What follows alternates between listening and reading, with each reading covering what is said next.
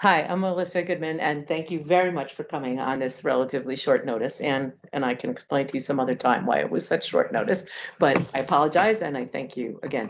So my day job is that I'm a professor in the astronomy department at Harvard, and that's not what I'm talking about today at all.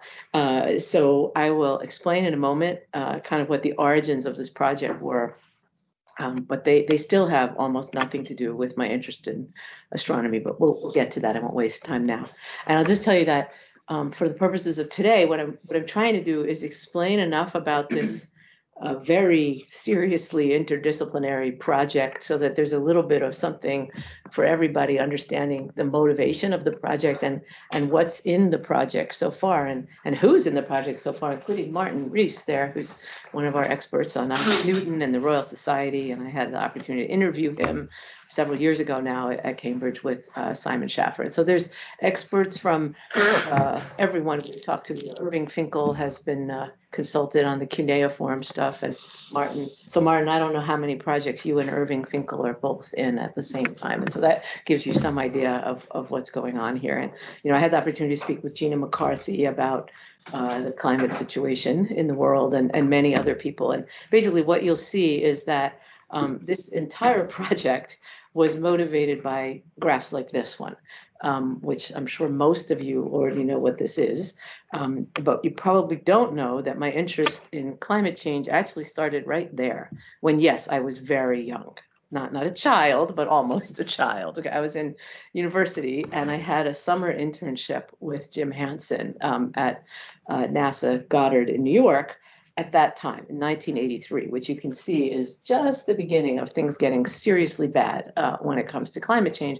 And the experts here will know that the climate models then were the ones that George W. Bush referred to 20 years later as, oh, they're somewhat uncertain. We don't really have to worry about this.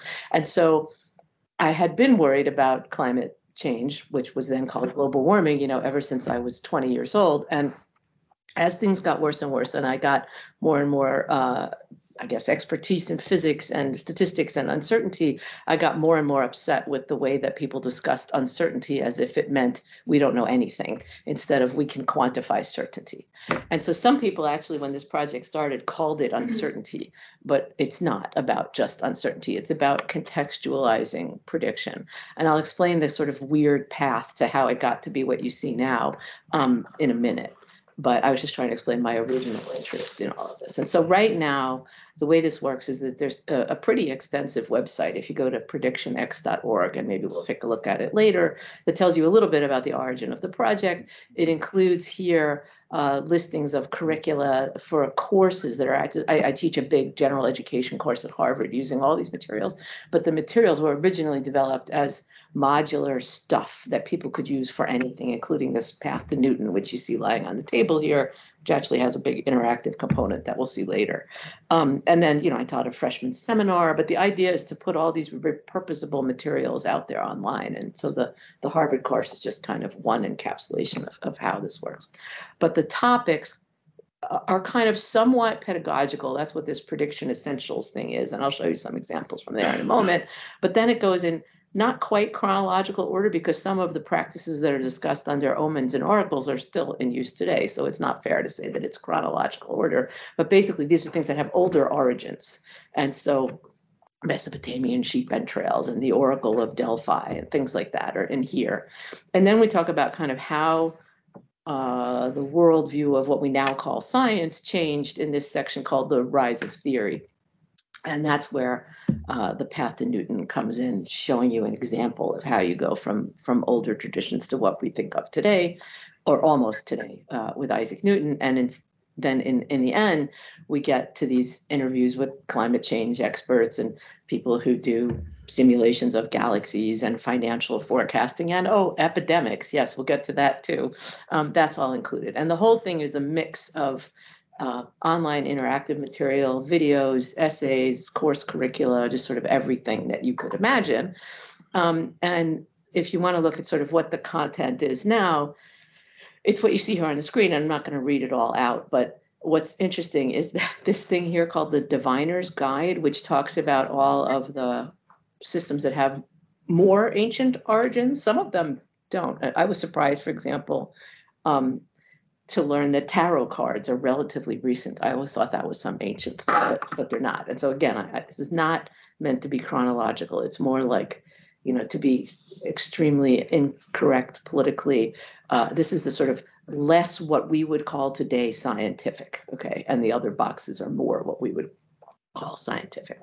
So anyway, but this one has, I don't know, like 150,000 people who have experienced that particular module online.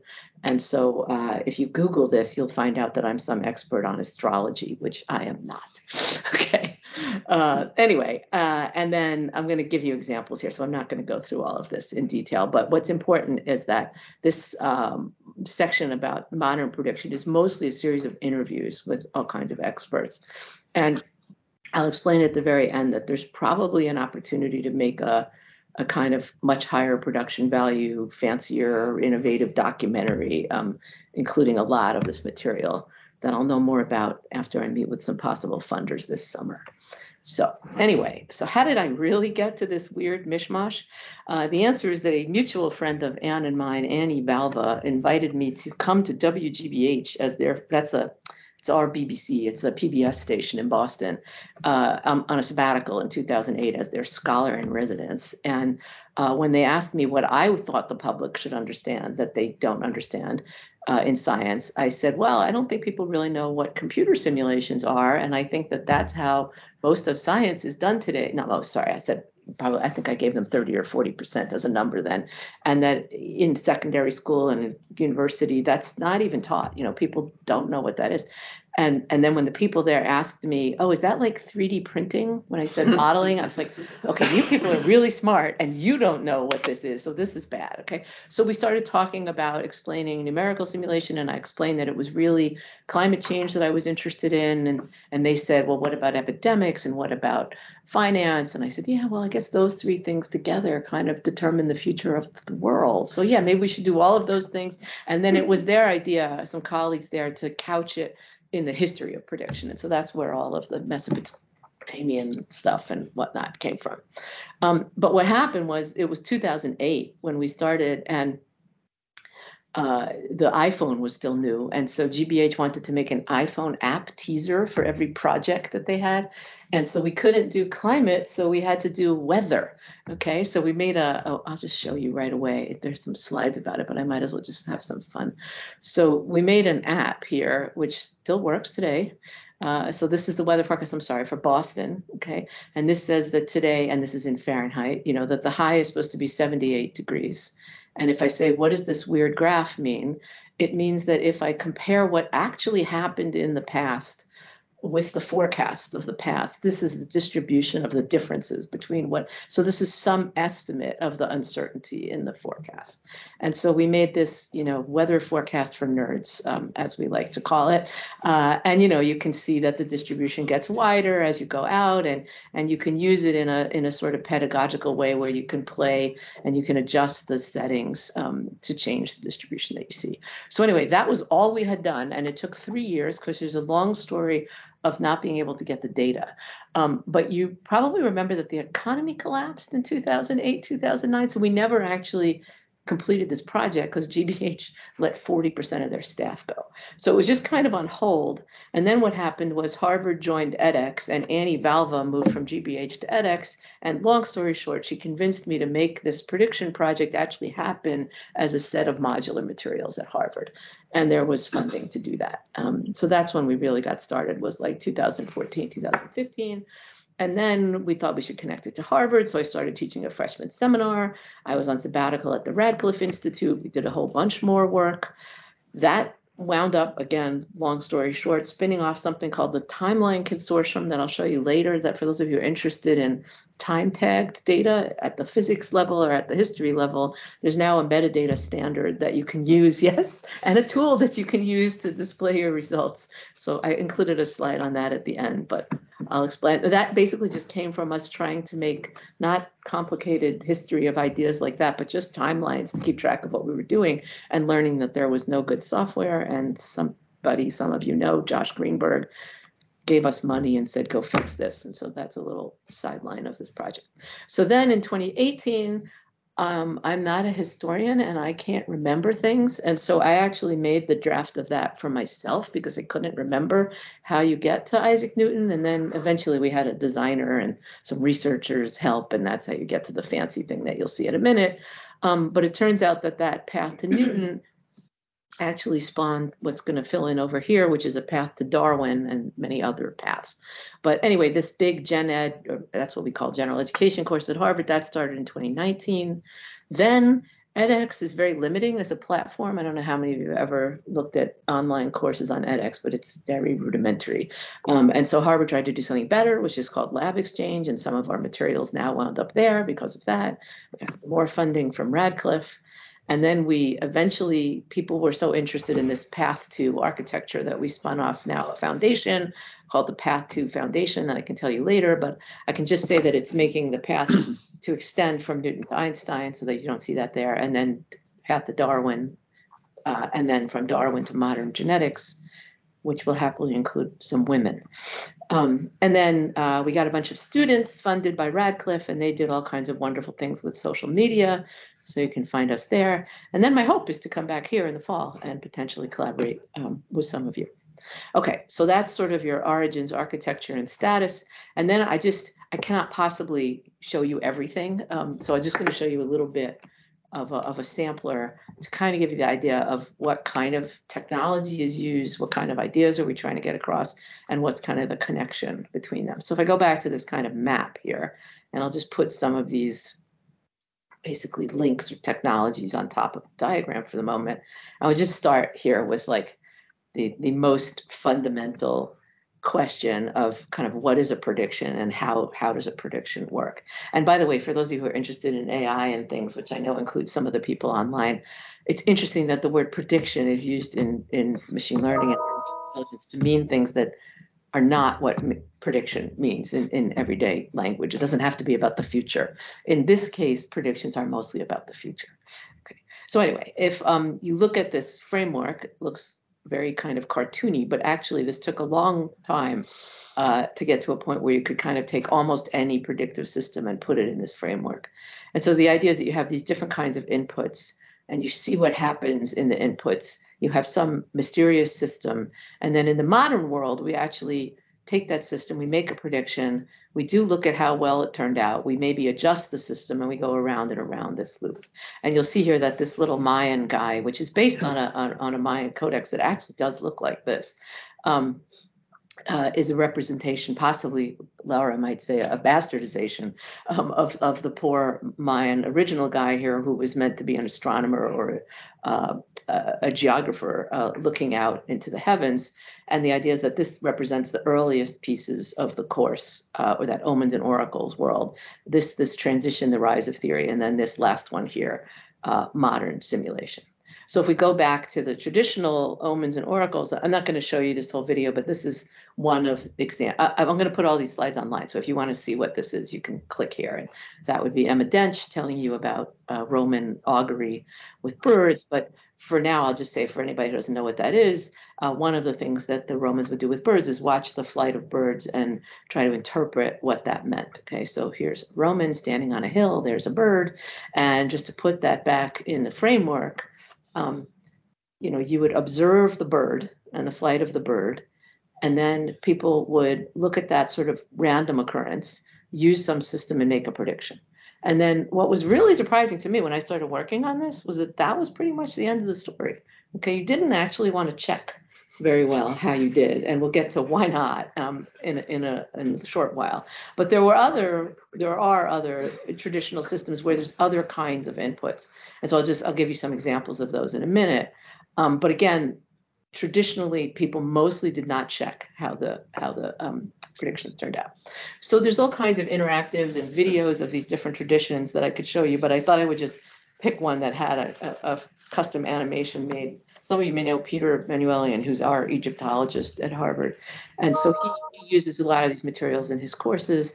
And one of the things he did was work with some animators to make some kind of cartoon representations of some of these processes. So, I mean, just to give you some idea, this is the Ihme ceremony that's still used in Nigeria today. And Jacob Alubina, who's a professor at Harvard, actually went and filmed this ceremony. And so this is one of these ancient traditions that's actually still used. And so we have video of that kind of thing. But so don't get the wrong idea when I show you just an animation. But just for fun, I'll show you what I like to call the Egyptian bobblehead tradition and what Peter does not like me to call the Egyptian bobblehead tradition. And you'll see why in a second. Let me just play this. Hopefully the sound will work. We think the sound will work. I'll play it. And this is when individuals might approach with a petition. Yay or nay? Am I in good shape? Has someone stolen from me? What about this cow that I bought? Have I paid on the installment plan correctly, or is someone throwing an accusation at me? What should I do? All kinds of questions would come. So how would the god indicate what the right thing to do was? The hieroglyphs talk about nodding in approval or disapproval, and there's some disagreement about whether the statues actually had some moving parts and might invoke their head a little bit. That is probably unlikely. More likely is that the statue in its bark would be brought by the priest either forward to say yes or backwards to say no, or perhaps lean to one side or another if there are two competing petitions brought. And this is how the god would signal approval or disapproval. So that's a really good example of a human-based predictive system, because basically a person is holding this thing and doing something with it to give you an answer. By the way, is bobblehead a thing in British English? So it's those dolls where the heads move. Yeah. Okay, I realized as I said that, I'm like, they don't know what that is. Right, but Peter doesn't think that the head was actually. It would be the Churchill dog. The Churchill dog? Okay, thank you. I will translate next time. Thank you very much. But anyway, so Peter doesn't think that the head actually moved, but it's funnier if it did. And if you know what a bobblehead is.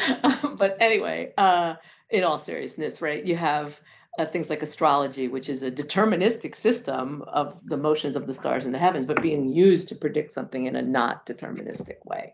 And then you have things like casting lots and throwing dice and throwing knuckle bones and that kind of stuff and making these predictions. And that's just my very quick summary of some of the more traditional systems. And then here, when you start getting into this rise of theory part of our examples, you get some people saying, we really should look at how this came out and maybe improve our system. And things like, Ptolemy trying to predict the motions of stars and planets. Oh, well, planets, not stars, but planets more accurately is a good example of this, where, he's saying, I think we could do better if we had better data, et cetera. So we'll get to that in a second. And then today, of course, you're probably familiar with the idea that we go around and around this cycle in order to make these predictions. And one interesting thing, just to come back to ancient Mesopotamia for a second, is one of Irving Finkel's, and anybody who doesn't know Irving Finkel really should know Irving Finkel, but he's like famous in his country, right? I don't know. Anyway, he's the great Mesopotamian cuneiform expert at the British Museum, and he is a fantastic person. Anyway, and his view is that people today and people a long time ago really thought in very similar ways. And that would have been my naive view going into all this too. But most people I've talked to, and maybe Lara has an opinion online, but about more ancient systems, is that this idea of going around and around and checking is relatively new. So we'll have to ask cuneiform experts whether people, I think that they did keep they were particularly interested in things like lunar eclipses and, taking astronomy data. And I think they tried to get better and better data. I'm pretty sure it must be to make better predictions. But anyway, the story is that the kind of checking and trying to reduce uncertainty is a relatively recent phenomenon. And so just for fun, I'll include, the navigational maps that we all use, although you probably don't use them to get to the airport from Cambridge, Massachusetts. But anyway, this shows you, how long that will take. And if you read this quote here, it basically says that the companies who make these predictions factor in real-time information about how well their predictions did in order to improve their predictions. So that's one of the best examples of kind of going around and around this cycle. So anyway, the next thing I was going to show you was this weather app, which I already showed you. So we'll just skip all this. But I will say that I mentioned that it took us 3 years to actually make it work. And the reason was because the US weather experts decided to not save the tabular data of the weather forecasts, and instead they scanned contour maps of the weather forecasts. Yes. And so we finally got the data. And by the way, I was on a National Academies committee right then at that time that was chaired by a woman who was married to the head of the part of NOAA that does this, okay? And this is a true story, okay? This is not us being unable to get the data. They actually sort of lost I know, it's very terrible. But anyway, it turns out there's a guy whose name is Eric Flair, who decided to have a company cashing in essentially on who could make the information on what service made the most accurate weather forecast. And so he has this company called Forecast Watch, which literally downloads data of all the forecasts and then analyzes, weather.com, Weather Underground, CNN, whoever else in some region who makes the most accurate forecast. And the reason is because if you deliver oil by truck and you don't want to deliver it early. So if somebody sells you incredibly accurate information about which weather forecast to believe, it's worth money. So anyway, somehow we found Eric and he became our partner and he gave us the data to make that happen. Okay. But I just want to talk now about the cost of uncertainty, because certainly our climate and energy colleagues will appreciate that there is a huge cost to that. And, in my world, and Catherine's, like if we get the prediction of, some gamma ray burst or some galaxy wrong, so what? Okay. But, why did you not want to check your prediction too well in the ancient world? Yes, you could be beheaded. That's not a joke. Not always, but did happen. In pandemics, clearly people die. And I wish I were joking, but, in the case of climate change, it's the end of the world as we know it. So we really better, do the best we can. And this slide is essentially, it sounds kind of funny, but it's really the motivation still for this project. In other words, yes, it's very fascinating to look at the history of prediction, but the idea is to get people to understand modern prediction as something slightly different, where we can quantify the certainty of the forecast that we're making. And it's this human tradition of kind of wanting to know the future, but also it being very relevant. And so COVID, yes, made this project even more relevant. And it made me, and I know David Spiegelhalter is online here too. I shared what I think was some of his frustration about people not completely understanding the difference between uncertainty and risk and being able to realistically evaluate their own risk. And so a bunch of what's on the site now in terms of essays has to do with looking at what people said over the last couple of years, about COVID. I didn't mean to give you a demo, but I accidentally clicked on that, so I guess I shall. And so these are like the early IHME forecasts, and this is an essay that explains that they kept having to remake the forecast because the 95% confidence interval was completely wrong, and the data just kept going outside of that forecast. And so this is, I'm not going to explain this whole thing now, but basically there are long essays that explain all of that, and then there are these interactive tools that let you see what actually happened and why this is the problem.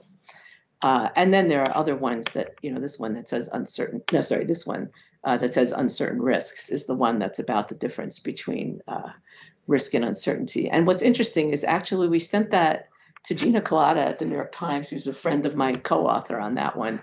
She said that it was too erudite and that we'd have to dumb it down a little bit because the public couldn't possibly understand the difference between, well, yes, never mind. That's not exactly what she said, but that's how I read what she said. So never mind. But let me just tell you that on March 11th of 2020, no joke, this epidemiology story of Jon Snow that I'll show you in a minute was literally what was on the agenda to tell the Harvard students in this gen ed class the same day that they were sent home. So here I was supposed to tell them about, Jon Snow and the origins of modern epidemiology. By the way, it's a 3-hour class. For 3 hours, when this unprecedented thing happened, which I'm sure happened here too, which there was a day where very quickly everybody says, could you please leave now? There's going to be a global pandemic, which of course people thought would last weeks at that point. Yeah. Anyway, so this was the curriculum from that day. And yes, it was very, very strange. But the bridge that we have here between this rise of theory that I'll come back to in a minute, when we talk about the path to Newton, is the Jon Snow story. And I'm just guessing that at least half the people in this room know that story, but it's the one where there was this very famous map that Jon Snow, who was a physician in London, made to show where the outbreaks of cholera were taking place. And he did, he's seen as the father of modern epidemiology by many people for his methods. Although what's interesting is one of the interviews that we have about this is with this guy, Don Goldman, who's an epidemiologist at Harvard. And he actually doesn't like Snow's method because he says it was not a proper case-controlled experiment. He didn't have a control. But anyway, that you can see in the interview. And so this is just an idea where it says modalities and connections. I just chose this example because if you look here at the top, this is the actual edX page for this module. And you can see there's some history about Jon Snow and cholera. There are discussions that we had with experts in London, actually, also. Rosalind Stanwell-Smith, who probably none of you know, is a fascinating person who leads tours of loos in London, and she's all about sanitation in London, and she was the head of the Jon Snow Society in London, and so she's at the London School of Tropical Medicine and Hygiene, is that what it's called? Yeah.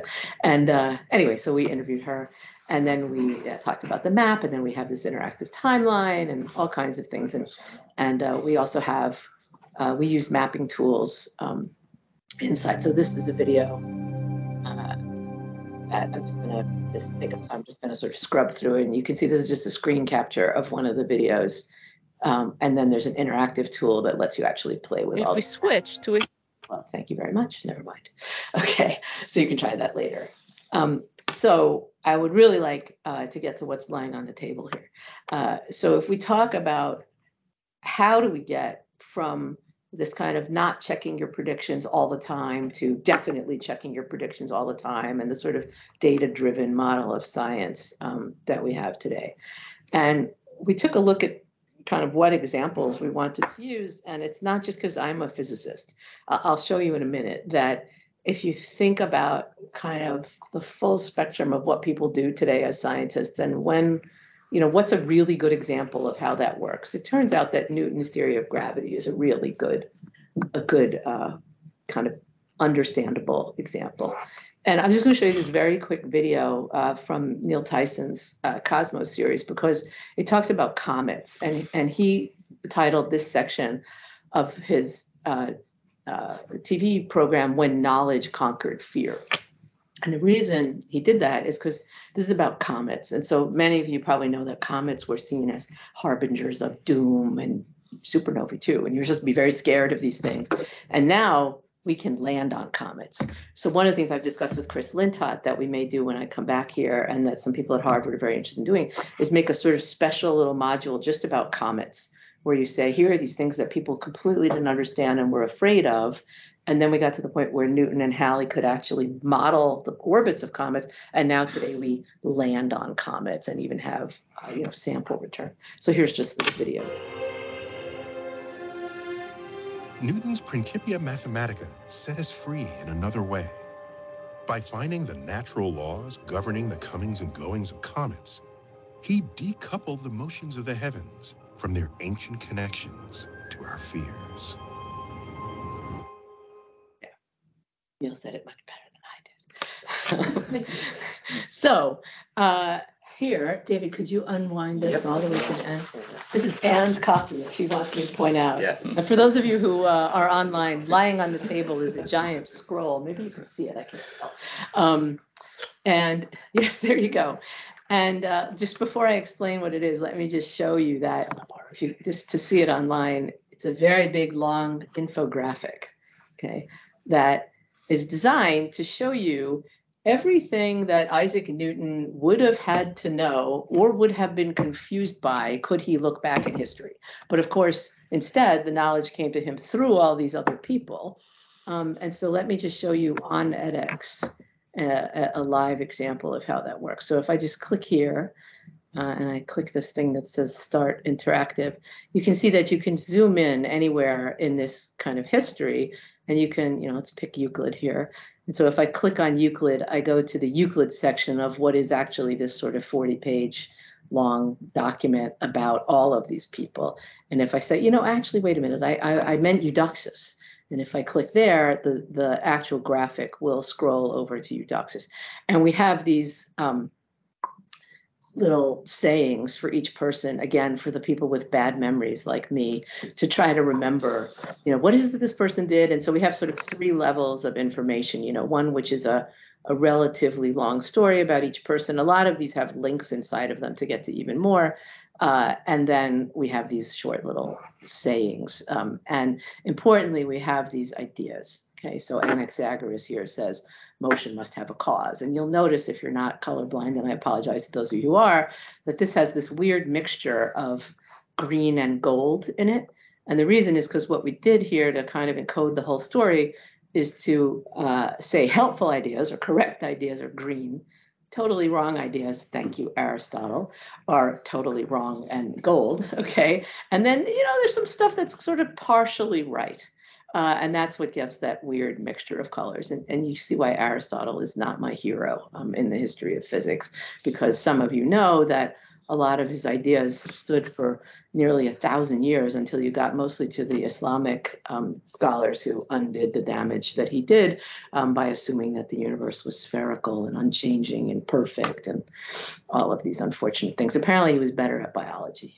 I shouldn't insult poor Aristotle. But just for those of you who care, along the top here, it also shows you what tools were available at what time, and then what math, or maths as you would call it here, had to be used or invented, in Newton's case, calculus, in order to make the analyses that led to these discoveries. I should mention that actually there is an interesting story about one of the Indian mathematicians also having basically invented calculus, but then it not making it to the rest of the world.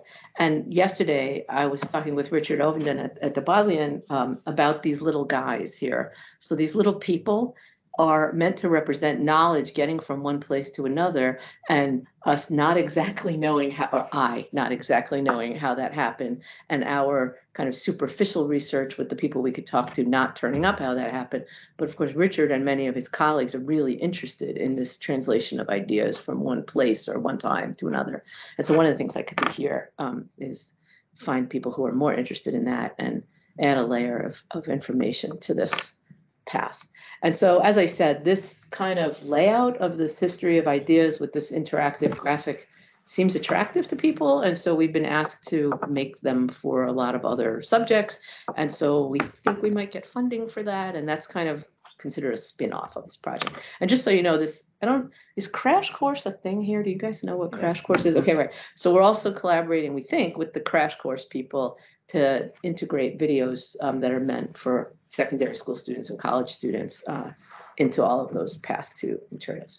Okay, so enough about that for now. Let me just show you how that spawns something that we now call the Padua Rainbow.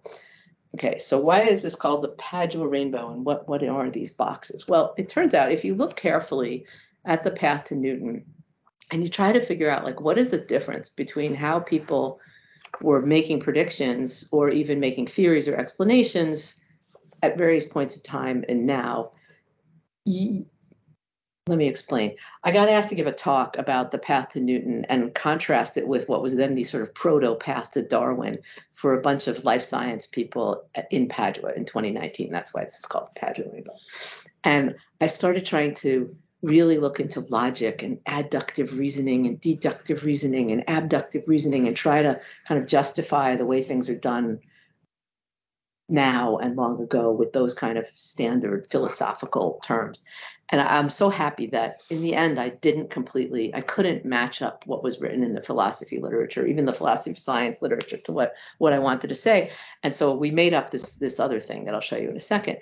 But what I'll tell you is that Ned Hall, who's a philosopher of science at Harvard, when I got back and said, "Oh, Ned, I did this terrible thing and I did this end around your usual philosophical terms," said, "Oh yeah, those things don't mean anything. It's okay." Thanks, Ned. And he said that on camera. You can see his interview. So anyway, the idea is, if you think about it, and I'll put it in context in a second, there is some phenomenon. People have to notice it. Okay, so they either observe it or experiment on it. Then they have to record some information about it. Okay, take some data, and then they might come up with some kind of empirical rule that explains what you see, but only mathematically, not in some sort of deeply understood way. And then they might, if you're saying Newton, come up with a theory. Oh, well, there's this force and it goes like 1/r², and we'll call it gravity, et cetera. That's still math, but it's an explanation, a theoretical explanation, right? And then that can either have explanatory power, like just explain something that already happened, or do that plus make predictions about the future, right? And so if you think about biology and you think about physics, these things are different. So Newton, and if you look at the path to Newton, you'll see, the Mesopotamians noticed that things change on the sky and they start recording data about it, right? But it's not till Kepler that you get to a rule that can make predictions here, okay? But Kepler didn't have a theory, and his work didn't explain anything. Yeah. Mesopotamians didn't predict. They could calculate. They did. They calculated, but they still took observations. That's the interesting thing, because they thought the gods could change it, nevertheless. I did not know that. Yeah, they had 600 years of observations, but they could predict on the same. I knew that they could predict, but I didn't know they thought the gods could change. Well, they continued to take observations because it of course, it was signs from the gods. Beautiful. So you have this dual system. The whole. We need to talk more definitely about that. There is a longer version of this talk that does let the Mesopotamians predict, but it doesn't say that the gods could change it. So I learned something. Thank you very much. So yeah, thank you. So anyway, so physics is a good example of this difference, right? Where you can, so some of you aren't physicists, some of you know that there are these things called Kepler's laws that can give you the prediction of the paths of the planets, but they do not explain why that works. And it's not till Newton that Newton comes along and explains why Kepler's laws work. But it's interesting, if you look at biology, they don't have this. They don't have the full rainbow at all. And I've given this talk to, not this talk, but showed these slides to a lot of biologists now, and no one seems to disagree. So I think this is true. Okay, so if you look at Darwin, you kind of get up to data. Yes, there's a theory of natural selection. Yes, it explains things, but it only kind of vaguely makes what we could call statistical predictions, right? It can't make a point prediction. What can is genetics, which is Mendelian, where there's a single gene or a set of genes where if you have this and the mother has this and the father has this, then you can predict this, but the theory and explanation piece is missing. So Mendel is kind of like Kepler. So anyway, this is something where, just to go back to like, what is the point of this? If you had a physicist taking a biology class and you want to explain like, why is biology not like physics, or the vice versa, or if you had a philosopher talking about abductive and adductive and deductive reasoning, maybe you want to say, okay, this is a little easier to understand. One has a fully predictive theory and one does not. So to be fair, Kepler 1609, Newton 1687, Darwin 1859, Mendel 1865. So you could say maybe they'll catch up. Although if you talk to biologists, they say, no, we won't, not anytime soon. But let's just say it's much more complicated. So finally, to get to kind of modern simulation, we can use this as a jumping off point. We can say that in the 20th century, we were very proud of ourselves that we could sort of complete this rainbow. And in the 21st century, here we are again looking for ways to cheat.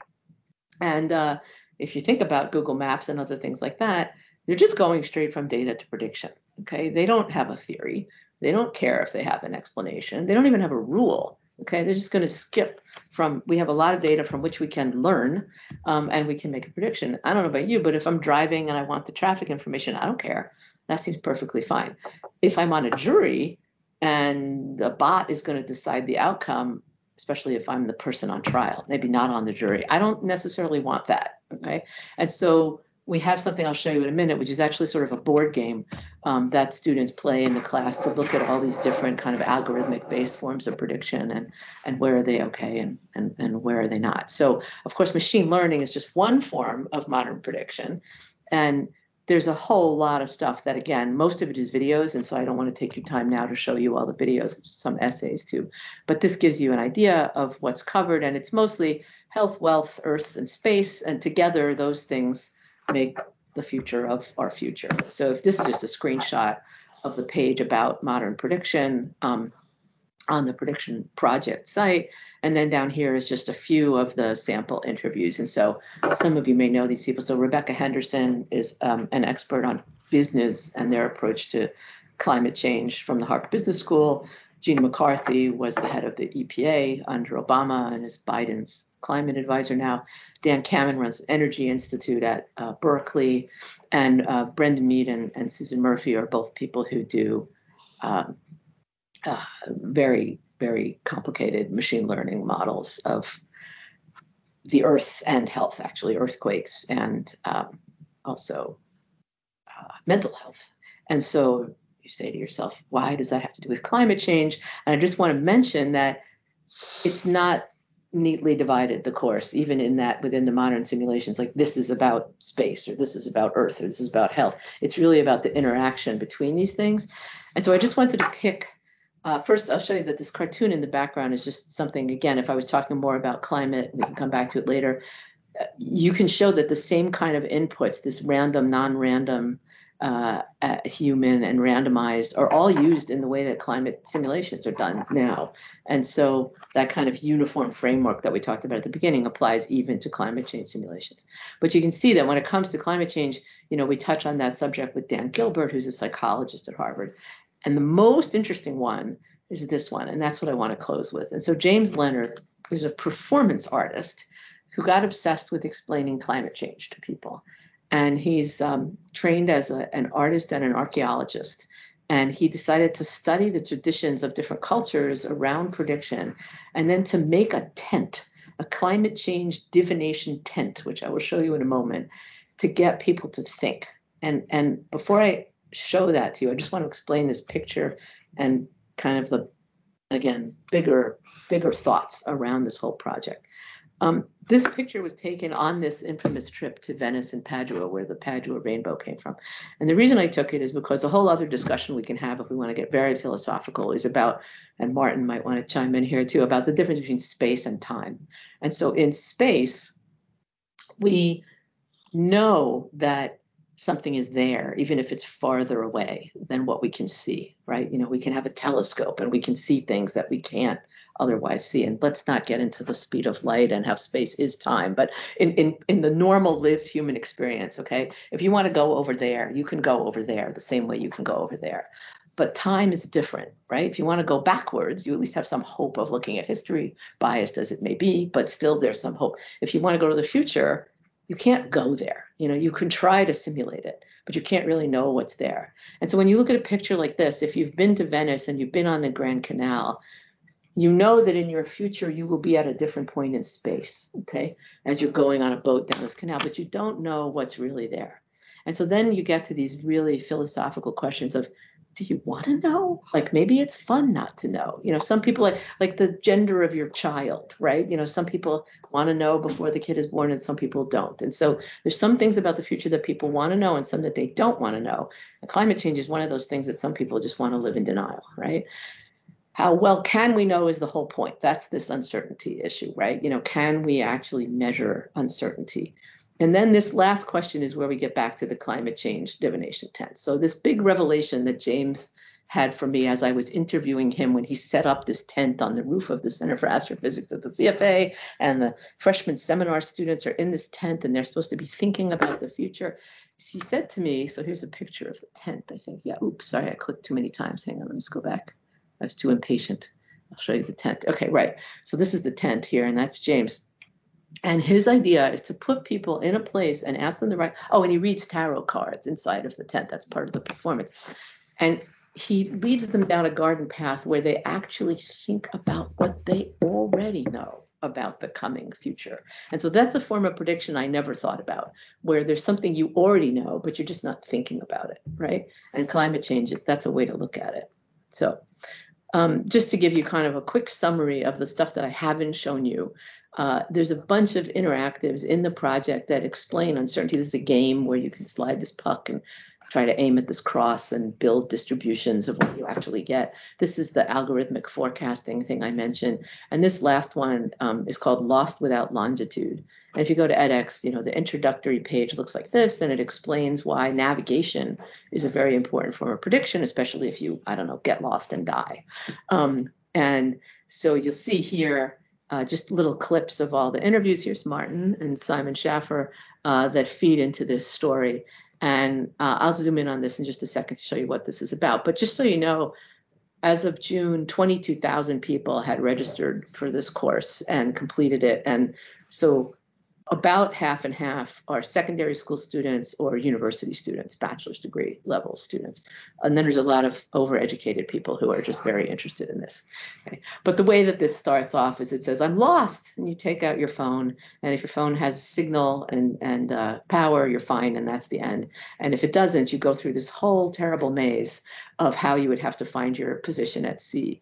And what I wanted to show you is that all of these little globes here point to a software called Worldwide Telescope that's available online. And we used that software to actually make interactive demonstrations of all these crazy astronomy things that you'd have to know in order to do the navigation. And so someone who's a learner in that module actually goes through and can try all of these things. So hopefully I've now connected kind of this, what do we want to know about the future, to why do we want to know it? And my goal is to get more people to think about the future. And I promised I would just show you that there are these two spin-offs here. So the timeline, which apparently Catherine really wants to know about, and then this path to foundation that I mentioned. And the last slide just says, what would you like to do? And so, if anything, we can build more modular material for the class. I have been asked to write more than one book. I don't know whether I'm going to do it. And we possibly have funding for this fancy documentary, if anybody is interested in that. So that is the end of what I wanted to say. Thanks very much. Okay. We've got, it's Tim, got a hand. Yeah, Tim. Oh, hi. Thanks very much. Yeah, I wanted to raise a topic based on the specific example that you mentioned about comets and the fact that we don't have to fear, heavenly bodies anymore. And I'm going to disagree with that. And I think the implications for other systems are relevant because as Poincaré found in the early 20th century, even though we may well know Newton's laws very precisely, we can't necessarily predict from them when we have multi-body systems.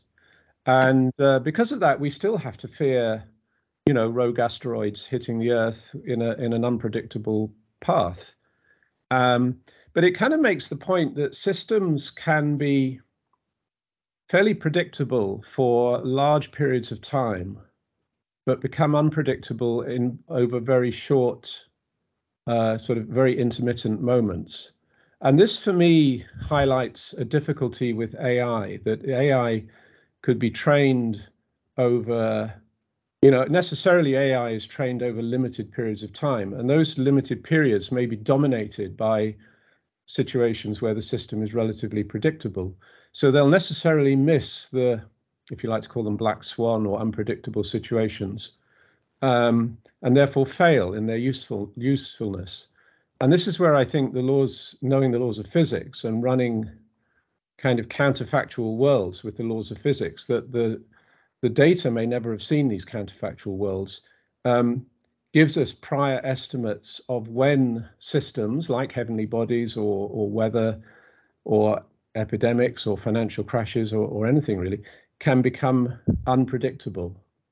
And so I think the move to the 20th century where we replace theory with data is fraught with problems which may actually end up leading us to less useful predictions than we had before. I'm very glad we're recording this because I agree with you completely. And I think we should make a sort of special discussion of that. And I think that, I don't know if David Spiegelhalter is still here, but he might have an opinion on, and Martin and Catherine and the other astronomy experts. In other words, most comets, we can predict their orbit extremely well. And we mention the three-body problem actually in various parts of the prediction curriculum. And we even have a little weird video of John Hughes, a colleague of mine in physics, and I moving around plates and cups and explaining the three-body problem.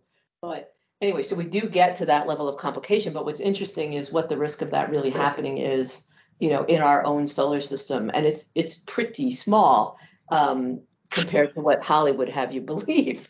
But on the other hand, the example, pretty much every system that we deal with is chaotic in some sense. Yes. So, right. All I'm really pointing out is is that, you know, this is a kind of generic issue, I think. No, I completely agree with you. And so what I'm saying is that I think that your example of AI not being trained on those kind of rare events is really important, and that the responsibility we have is to explain that to people in a way that they can understand when that might matter and why, but not to scare them into thinking that a killer asteroid will come, you know, once a year. So another example, just following up on Tim's example with comets, though, is actually how you run the energy system there. Mm-hmm. The reality is, because we have such a diverse sources of energy, we saw in 2019, for example, there was a huge outage in the UK where we lost about 30% of the system because of a chaotic event. And there, where they ran the network normally using models and everything else, no one had seen the multiple black swan event of cascading failure, which meant that essentially London was out for nearly a day. You know, there was huge knock-on effects. Yeah. And I know the east coast of the US had a very similar event not that long before that as well. Yep. So if you start using, that's a great example. I'm quite serious that we should make a special module on this. David wants to go. David. Hi, if you got me there. Yes, this is fascinating. It's wonderful, absolutely wonderful. It's so exciting. It's all the stuff I wish I'd been doing for years. But I come at it very much from a health perspective, particularly a personal health perspective, about making individualized judgments about people's future, which is what we work on. And I'm also very interested in this sort of move from, in a way, theory-based predictions to a modern, what you call machine learning, just database predictions. And what we find is happening, and I think will be what will happen more and more, are hybrid methods in which you want to actually model the effects of interventions. In other words, how does your prediction change if you do something? Now that requires theory of causation, but as a baseline about what would happen if you essentially don't do anything, you can use a data-based prediction. And so the models we're building are a hybrid of essentially machine learning methods, which just use observational data to say, well, what will happen in the normal run of things, but then use models from randomized trials to estimate what the effect of intervention would be. So I think the fact that causality is such an important issue now developing in AI because of trying to have models of intervention is going to produce a big interest in these hybrid methods. It's not one or the other. This is just so lovely. I can't wait to play around with this. Thank you so much. Thank you, and I will definitely come visit Cambridge, and hopefully you come here in the autumn. Could I ask whether you've thought about possibly including another component in the Padua rainbow, namely that of expectation? Mm-hmm. Because it seems to me what you perceive as being possible for the future determines what you end up predicting. Mm-hmm. And if you're the kind of person who doesn't ever think that things can change, then you end up predicting certain outcomes.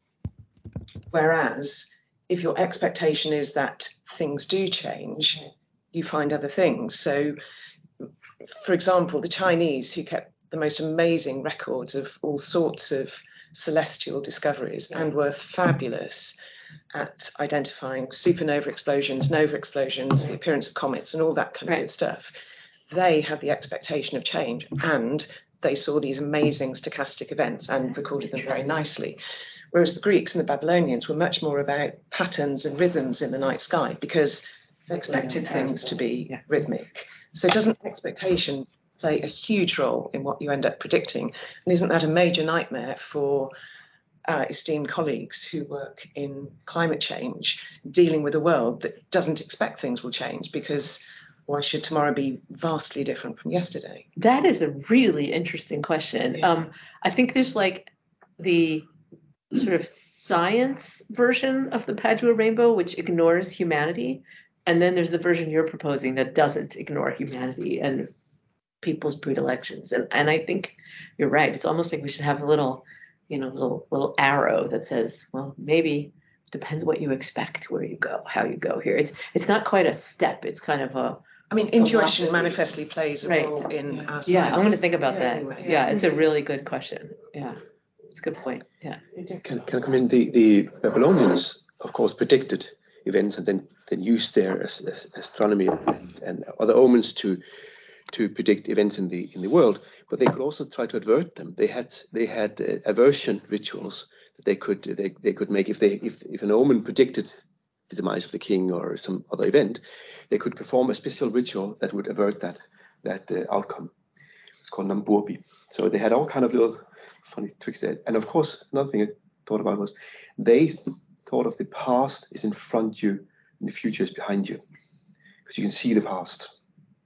The future is unknown. So they are, but I think that's quite not yeah. Actually, there's a whole section in the Mesoamerican discussions that we had with David Carrasco, who talks about breath on a mirror, and he talks about how in those cultures there was the idea that the gods got annoyed with the humans for being able to see the future as well as they could, and then the gods did something that was equivalent to breathing on a mirror that fogged up humans' view of the future, and that all of these traditions of the kind of divination practices that go in all cultures are to be able to get to see through that fog, just like what I showed you in the picture of Venice. So I didn't explain the significance of the fog there, but it's just a beautiful story for me. And anyway, David tells that story in the course. So, yes. Have you ever engaged in the among your economists the distinction which they like to draw between projection and prediction, which I personally don't like, but the argument being that if you're predicting human behavior in any way, you have to recategorize what you're doing, and be very careful that because of course they're always very certainly in the IPCC, which I've worked with a lot, that there's always great sensitivity about self-fulfilling predictions, and the idea that if you predict these are the range of outcomes. Back to your point, back to Catherine's point. But there's particular sensitivities there, and economists are obviously very self-conscious. We don't talk about it in those terms, but we talked about it a lot, especially with David Leibson, in the context of the difference between behavioral economics and rational choice theory. And I think rational choice would be, the one where you ignore human behavior. And then obviously behavioral economics is the one where you don't. And so, I mean, I personally am very glad to see behavioral economics coming more into prominence than these kind of, I think, ridiculous models of how humans behave. That is not how they behave. And Gina McCarthy, in her interview, basically says, yeah, we know all the science. We don't care about that. We have to know what humans are going to do. And it's all about policy. And, she literally says something like, I don't care if it's 1 degree or 1.5 degrees in the next 5 years. It doesn't matter. I just need to make people behave. And so, yeah, I think we do ultimately care about the details, but I think it's a very interesting point of view that since it's human driven, understanding what humans will do is as important as understanding the details of the chemistry. Hey, Martin. Just 2 points. I'd have thought we ought to make everyone realize just how intrinsically unpredictable many things are. I mean, the spread of pandemics, and of course, as Tim knows far better than me, the predictions of climate more than a few days ahead. That's one thing. But turning to your question at the beginning, Lucy, about differencing space and time, after lots of cases where we can predict the direction of travel, but not the speed. I mean, I'm thinking of innovation, where many innovations come slower than expected, whereas some, I mean, most obviously the spread of mobile phones and smartphones, which happen much faster than McKinsey et al. Predicted. So even if you can predict a trend, the speed of that trend is uncertain. But in many cases, we have to make sure everyone appreciates the intrinsic uncertainty. And just going back to the issue about comets and predictability of three-body systems, there's a lot of discussion about how stable our solar system is. And now we've got all these other planetary systems we can study. Then there'll be a lot of interesting modeling of how the stability of a system in the long term depends on the configuration of the planets, their relative masses, etc. So that's an exciting application of what was being said about comets.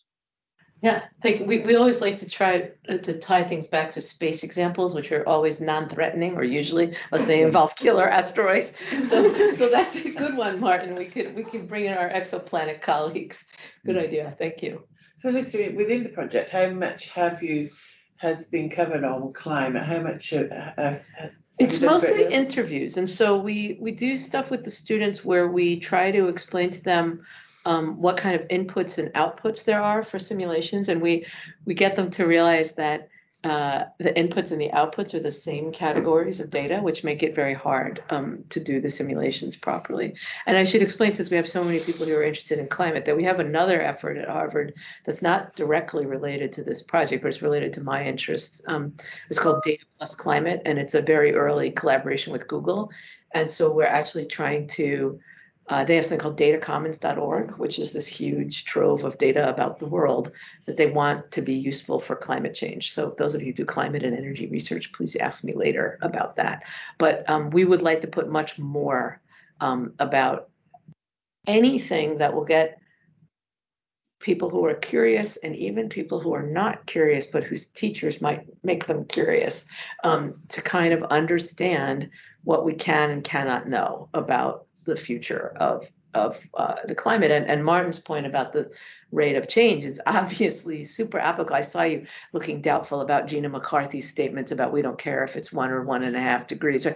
We kind of do care, but having people understand why might we not know whether it's 1 and what are these bands in the IPCC reports that show this increasing uncertainty over time? And that's, by the way, why we made that Take a Sweater weather app, was to show even just over the course of 5 days, like Martin just mentioned, that you can't predict the weather as accurately 5 days out. And there's sort of like a secondary level where we could use weather data to explain climate, which we've been thinking about doing. My daughter was about 12 years old when we started that project, the Take a Sweater project. And even she said, but Mom, if there's climate change, wouldn't weather predictions, which are supposed to get better, start getting worse or not get better? And I said, yes, that's a very good point. But then the problem is that there's not enough data about the historical forecasts to actually do that. The Forecast Watch stuff goes back to 2006. So maybe in this country there is. The US stupidly threw it out. We have a lot of data. Yeah. And for example, when the European Centre started doing seasonal forecasting, their initial, I think Tim will correct me on this one, but David Anderson was running that group at the time, and they initially didn't have greenhouse gases changing, and so the verification didn't work because it was that they were only doing 2-month forecasts, I think, at the time, so why bother? But of course it meant that over the 20 years that they were using to check the forecasting system, it became important. Well, that might be a brilliant thing to do here, because the UK is better than the US. The US, by the way, did recover some of the information, and we were offered to go to Washington, D.C. and pay $99 per month per weather station to write out CD-ROMs. This was in 2014, okay, to get this weather data. But that's, by the way, why we went with Forecast Watch instead. But we have probably fabulous historical data. Yeah, that's great. Well, here in Oxford, we've got the longest record around. You should of the forecasts. Because that's the data that are hard to get is the forecasts, not what actually happened. Those we have. We need the forecast data. Yeah. Can I make a couple of points? Am I online still? Yep.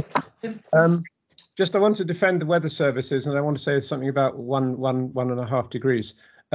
Weather services do archive the data on the model grids that is used to calculate to do the forecast. So there's a grid which the Navier-Stokes equations and others are solved on, and the data on those grids will have been, for the various weather parameters, will have been stored. It's getting forecast for a specific city, let's say, which is not, which requires interpolation from the grid to sort of some point like New York or Boston, where the data may not have been saved. So it's not like as if the weather services don't save any data. They save data on grid points, and it goes up, into the stratosphere as well as at the surface. And there's an enormous amount of data. We're talking petabytes and petabytes of data. So they do have to make some decisions about what can be archived or not. The other point I just want to make about 1 or 1.5 degrees. I mean, in a sense, nobody cares about whether global warming is 1 or 1.5 degrees or 2 degrees. What they care about is what are the local weather manifestations of that global warming. So whether, you know, intense storms are going to increase significantly, or you know, maybe sea level rise or something like that. So what matters to people are the local manifestations, not the global temperature. The global temperature is just a kind of a simple marker of climate change. It's not the thing that affects anyone. So it's converting that global temperature into what does this mean for me in Oxford or Boston or somewhere around the world. Actually, that reminds me of an interview that we plan to do that we haven't done yet. I don't know if anybody knows Jerry Mitrovica. He's at Harvard and he studies sea level. And his point is similar to yours, Tim, in that it's not a bathtub model, you know, and that the level of the sea rise is not predictable easily unless you understand the local conditions of what is underneath the coastline, whether it's rock or whether it's soft. And it turns out the pressure of the water very substantially changes what's going to happen to the coastline. And so this is a fascinating example of that kind of detail matters locally. And so we're gonna try to do that. He was away the year that we wanted to interview him. So yeah. Can I just from the point of view of history of science, I mean, there are other stories or aspects of this that I think should be emphasized more. So the importance of equipment, the importance of machines, going back to right at the end of the 16th century, you've got Tycho, but then, you know, there is a dramatic transformation, obviously, at the start of the 17th century all over the place. And I think one of the things that's interesting is that there is nowhere else in the world where there has ever been this this kind of paradoxical view that you can understand more about nature by turning her out of her course. So through experiment, instrumentation, the use of new methods, the use of mathematics, the modeling of the world through mechanical philosophy, they're all machine artifices that are paradoxically or counterintuitively used to understand the natural world. No one else ever thought that was possible. That's a remarkable thing. The thing that emerges at the same time as this, I think, is which I think is interesting and fascinating, is the emergence of science fiction. They necessarily emerge at the same time, and I just wonder whether there's a way of you know, the way in which people think about counterfactuals is through science fiction. And I think it would be very interesting to have that dimension in your project, and it's a way of communicating a lot of this stuff. I'm just reading Kim Stanley Robinson's latest, but you know, one way of thinking about how people have thought about the future, of trying to grapple with the future, is through the history of science fiction. So science-inspired science fiction. I have no idea. What is the oldest? You're saying it's also from the early. The oldest is well, I mean, it all starts is Kepler. Kepler wrote this thing really starting in the late 1590s called the Somnium, the Dream. And it's an amazing story because it was published in 1634, 3 years after he died. But he worked on it throughout his life, and there was a gap in his reworking of it because he had to defend his mother against charges of witchcraft because she was a cunning woman. And the book, The Dream, is about someone who inhales some substance, and in his mind he's called Duracotus. He goes to the moon. And it's a very small text, but the footnotes are 10 times longer than the text. And the footnotes are Kepler's way of trying to convey Copernicanism to a much broader audience. But all of the stuff about flying to the moon, you know, giant swans that are used to take from the South Pacific that are taking people to the moon, all that emerges in the 1620s, 30s, 40s. So they are co-produced. They emerge at exactly the same time. I think that's something that would interest. That's a great idea, and it sort of relates a lot to what Catherine was saying about, you know, what people's worldview is. Yeah, but I think Rob's excellent point about science fiction. I mean, the Aboriginal, we might say, astrological interpretations of what's in the night sky did connect with certain, we might in the modern world call them science fiction, in terms of, you know, those great emus and things which connected in a much more vivid way. Aboriginals with flying into space and so on. China's very absent here. Yes. So we talked to a few scholars of the history of science in China. And what's interesting is that this is not meant to be a history of astronomy or a history of physics. It's only meant to be what would have informed Newton's predictive theory of gravity. And so we could not find evidence for things from China being innovations that would make it to this sort of story narrative. If that is wrong, we completely want to know. But we couldn't find anybody among the people we talked to, including Martin's colleague Simon Schaffer, didn't seem to think there was a way to connect that story. But like Catherine said, they made wonderful observations. And one of the experts about Chinese water clocks actually visited. I don't know if you know Owen Gingrich. You probably know Owen Gingrich is a great historian of astronomy at Harvard. And he invited this, I can't remember his name, I'm so sorry, but this world expert on Chinese water clocks.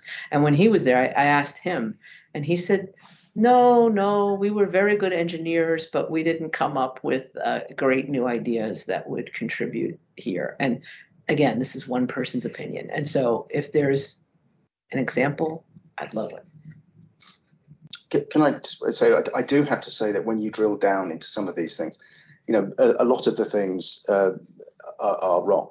So Newton, because I work on Newton, Newton's project throughout his life is to show how the world is going to end, because a comet, the great comet of 1680, after 5 revolutions, is going to hit the sun, and we will become a supernova, and then there will be a new beginning. So that's a very common thing to think. That's what inspired Newton to do what he did, and whether one is afraid of that, Newton laughed. It's about the only time in his life he's. In an interview in 1726, where someone said, "But isn't that us?" and he said, "Yeah, yeah, but we'll all be gone by then." But that there is apocalypses. Yeah, they're all the way through, and I think that there is a time to science. Yeah. And that great what's called the bursting of the limits of time. Yeah. At the end of the 18th century, when it's no longer 6,000 years, it's 500,000. It could be 10 million. It could be, as some people begin to say just before Darwin, it could be indefinite. I mean, how extraordinary is that for these people to think that the Earth has existed forever and it could exist for a very, very long time? But that coincides with views that are a little bit older, saying, look, we haven't got long. We've got a few hundred years, and that's it. It also relates to this kind of chaos versus not chaos. Yeah. So I think we have to add time and apocalypse. Time and apocalypse is there all the way down. Yeah. And then there's theology. There's the theology that underpins a lot of this. We've been sinful. We haven't got long to go. Can we redeem ourselves through science? I mean, all of this discourse surrounds the way we think about this now, just as it did 200, 300 years ago. I agree. I just want to just to let you know, we would love to sort of flesh out this stuff about instrumentation, which of course points to Galileo's use of the telescope and about the time you're talking about. But then also, just for fun, we did go a tiny step beyond Newton to Halley, just so that we could say that, oh, you could predict the return of a comet using these. Because he does history, that he goes back through the records and finds periodicity. Right. That's the. Yeah. Well, this is so great. I'm so glad I came. Thank you so much. In terms of using the technology that you've got here, so one of the things I do in my energy master's course is we talk about the history of energy. And there's a really right from the beginning all the way to now, and hopefully to a point in time with zero carbon energy. It'd be quite interesting to see if we could get the students to populate a version of this with the history of energy. Yeah, so we opened the code for this, and what we actually got interviewed by the Omni group. So this uses OmniGraffle, if you know what that is. And so you can basically make this if you use OmniGraffle, and then the code to do the JavaScript is open. Okay. And that's why we can make this whole path to foundation, because people can make their own paths. And so that's part of the funding that we're seeking, is to make this documented well. But you and I know each other, so we can fix that. Okay. Some emails that what we have here in terms of climate. There is energy sources. that where you get energy, Yeah. where you use it. Yeah, that is the would piece that was really justifying this in the first place, Yeah. but that isn't that built up in the Yeah. current version of the project. So yeah, it would be great. That'll be a more contentious one to path to Newton is far enough. I mean, it's probably. I was thinking if this was the path to climate, everybody would want to pick on each bit of it and grumble. It's bad enough with just Newton. Trust me. I do wonder, what would the protagonists on this graph have view of, your view of their contribution? Right. It's interesting. They do, but at least we also have, 400 years of perspective almost. And so, yeah. Exactly. So 350, but yeah. So, well, it's almost 10:30, and I'm sure some of you've got ovens to fit and other things to do. But just to say thank you very much for joining us this morning. And as soon as we know when Alyssa's Anne's going to tell me when I'm coming back. I will be in touch, but it would be absolutely fantastic to And here you can have mementos. Oh, I'm sorry. Oh, what have we got? is Martin saying something? Yeah, hand raise. Martin. No, just thank you very much. Okay, Thanks. thank you very much, and hope to see you all again. Great astronomer. Thank you. Cambridge. Bye. Here's your Yeah,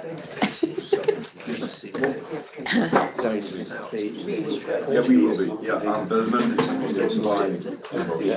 I'm just here's the wish. I'll choose a beer.